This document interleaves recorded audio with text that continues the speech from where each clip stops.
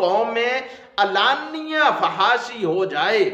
لم تظہر الفاحشۃ فی قوم قط، رسول مقبول صلی اللہ علیہ وسلم نے فرمایا میرے صحابہ جس قوم میں علانیہ فحاشی ہو جائے اس قوم کو اللہ تعالیٰ پھوک یا زمائش میں ڈال دیتے ہیں، پھر ایسی ایسی بیماریاں آتی ہیں جن کا پہلے ظہور ہی نہیں ہوا۔ ناظرین دیکھیں آج کتنی بیماریاں ہیں، کتنی مصیبتیں ہیں، کتنی پریشانیاں ہیں، اتنی بیماریاں جس کا علاج ہی کوئی نہیں ہے، ہر دوسرا آدمی بیمار ہے، ہر دوسرا آدمی پریشانی میں مبتلا ہے، ایسی ایسی بیماریاں آ گئی ہیں۔ لوگ 14 فروری کو ویلنٹائن ڈے کو